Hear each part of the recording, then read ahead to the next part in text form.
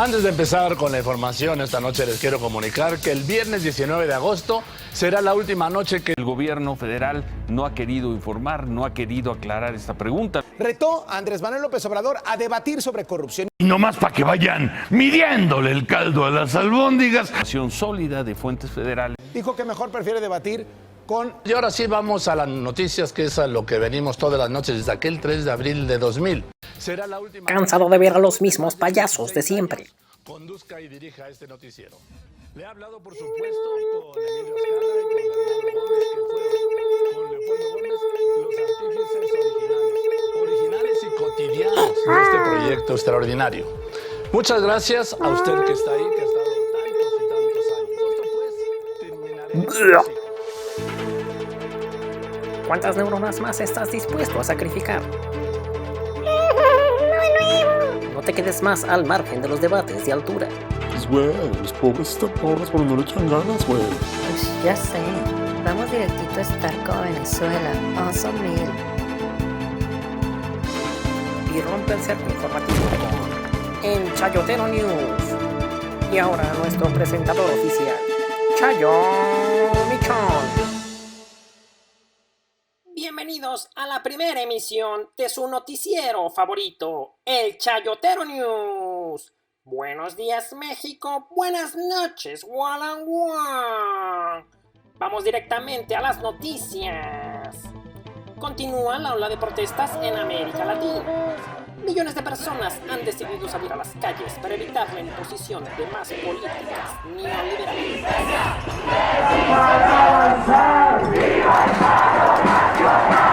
¡Juicio a las conquistas! ¡Juicio a las conquistas! ¡Juicio a las conquistas! Venían de nuevo, ellos venían de migración. ¿Y para qué? Para terminar bailando y pateando piedra. Pero ustedes sobran. Nadie nos maltrata más. Nadie nos quiso ayudar de verdad.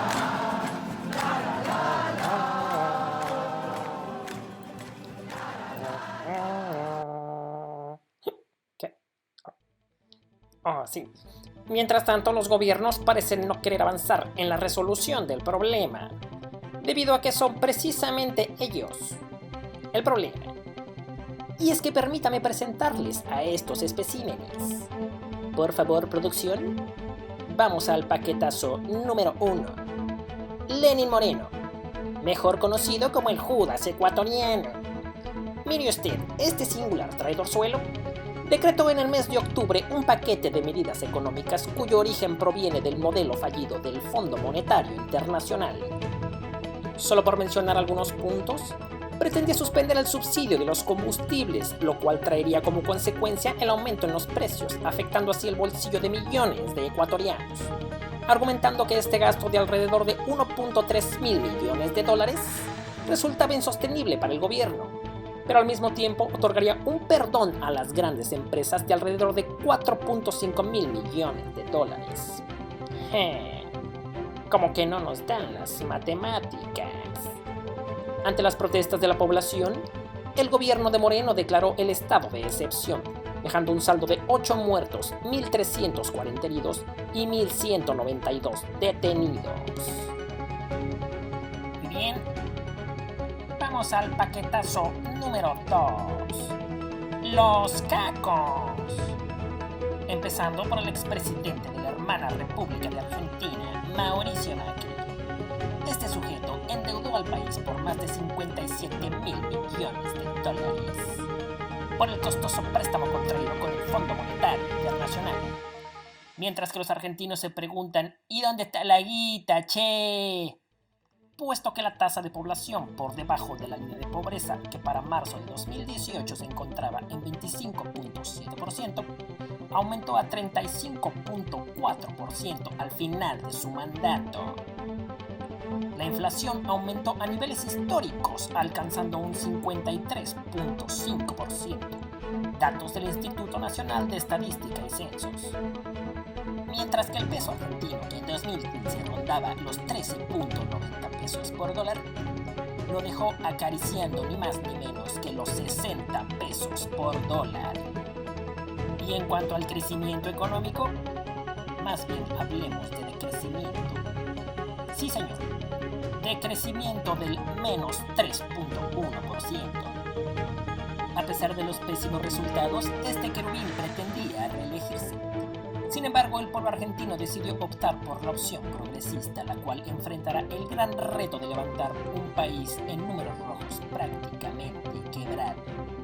Toca el turno al caco número 2, Sebastián Piñera, quien en octubre del año pasado pretendía aumentar las tarifas del metro, medida que tuvo que ser suspendida por las protestas de la ciudadanía. Sin embargo, las manifestaciones no han cesado, puesto que las exigencias van más allá de un simple tarifazo.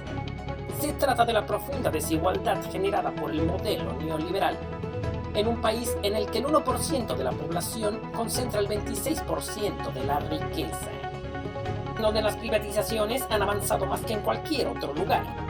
Mire usted, se han privatizado las empresas estatales, la vivienda, la salud, la educación, los recursos naturales como el cobre, incluso el agua, la seguridad social con la creación de las Afores.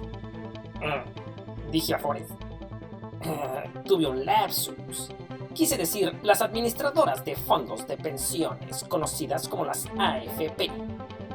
Se calcula que en 30 años, al menos el 60% de los chilenos recibirán una pensión inferior al salario mínimo. Pero no se escandalice, aún hay un gremio que se encuentra fuera del esquema de las AFP y mantendrá una pensión de lujo. ¿Sabe cuál es? Adivinó. Los militares. Por lo cual nos sorprende la brutal represión desplegada al estilo pinochetista, dejando un saldo de al menos 20 muertos, miles de detenidos y más de 300 personas con graves lesiones oculares. Incluso se han presentado 88 acciones legales contra los carabineros por violencia sexual. Así que no es solo el tarifazo. Se ha exigido la renuncia de este mequetrefe y la redacción de una nueva constitución. Vamos al paquetazo número 3. Cerduquen. El simpático lechoncillo que pretende implementar la misma serie de reformas que ya hemos mencionado. Empezando por una reforma laboral. Salario mínimo diferenciado por región. Reducción del salario mínimo al 75% para jóvenes menores de 25 años. La contratación por horas. Incluso está sobre la mesa una propuesta de la Federación Nacional de Comerciantes FENALCO, que pretende poner fin a la indemnización por despidos, horas extras dominicales y días feriados. En cuanto a la reforma pensional, incluye modificaciones al sistema jubilatorio con la posibilidad de la conversión de Colpensiones en un fondo privado.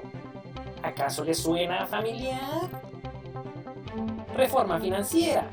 La creación del Holding Estatal de Servicios Financieros, una agrupación de empresas estatales que aportarán capital al mercado financiero y dejaría de tener control directo del Estado. Reforma tributaria. Rebajan impuestos a grandes empresas y multinacionales. Aumento del 35% en las tarifas de energía eléctrica para algunos estratos de consumidores. Esto sin mencionar las violaciones a los acuerdos de paz, destacando el lamentable bombardeo en San Vicente del Caguán, en el departamento de Caquetá, en el que de acuerdo a informes oficiales dejó un saldo de 8 menores de edad muertos, presuntos reclutados por disidencias de las FARC. Sin embargo, testimonios de los pobladores afirman que no fueron 8, sino 18 menores asesinados, de los cuales 3 lograron salir con vida del bombardeo y posteriormente fueron perseguidos con perros y drones y acribillados por elementos del ejército. Además de los 155 líderes sociales asesinados por grupos paramilitares en 2019, sumando ya un total de 777 líderes asesinados desde la firma de los acuerdos de paz. Así que no es de sorprender que este boboque tenga un 69% de desaprobación a poco más de un año de su mandato. Y dígame, ¿aún no siente ganas de vomitar?